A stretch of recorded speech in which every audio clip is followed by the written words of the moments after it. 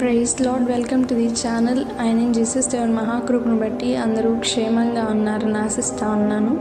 ఈ దినం దేవుని వాక్యం ఆదికాండం 39 అధ్యాయం 19 వచనం. కాబట్టి అతని యజమానుడు, ఇట్లు నీ దాసుడు నన్ను చేసినని తన భార్య తనతో చెప్పిన మాటలు విన్నప్పుడు కోపంతో మండిపడి. ఈ దినం మనం ఏశావు గారి జీవితం నుండి ఒక విషయాన్ని ధ్యానించబోతా ఉన్నాం. అదేమనగా, ఏశావు గారు దేవుని భయాన్ని కలిగి జీవించారు.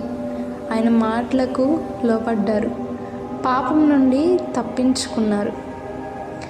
అది ఆయనకు రాంగ్గా పోర్ట్రేట్ అయింది. ఎవరి దగ్గర అయితే నమ్మకంగా ఉన్నాడో వారే తృణీకరించి అనేకమైన శోధనలకు గురి చేస్తూ ఉన్నారు. మనం కూడా అదే సిచ్యువేషన్లో ఉన్నామేమో. మనం చెయ్యని తప్పుకి మనల్ని నిందిస్తూ ఉన్నారేమో.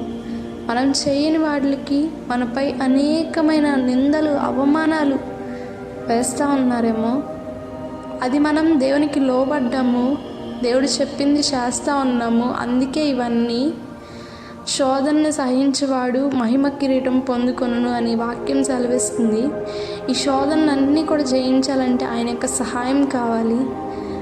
ఏశావు గారు దేవుని యొక్క సహాయం వల్ల, దేవుని యొక్క మాట వల్ల జయించారు. మనం కూడా ఆ విధంగా జయిద్దాం. ప్రార్థించుకుందాం. మమ్మల్ని మిక్కిలిగా ప్రేమించిన మా ప్రియ పరలోకపు తండ్రి, దేవా, నీ చిత్తం ఏమైనదో ప్రభా మా జీవితాలు అది మాత్రమే జరిగించండి ప్రభా.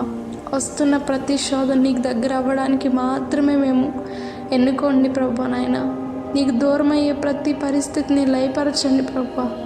నీకు దూరం కాకూడదు ప్రభా. నాయన, ప్రతి ఒక్క పాపాన్ని, ప్రతి ఒక్క అవమానాన్ని, నిందని ప్రభా మీరే గొప్ప సాక్ష్యంగా మార్చండి ప్రభా.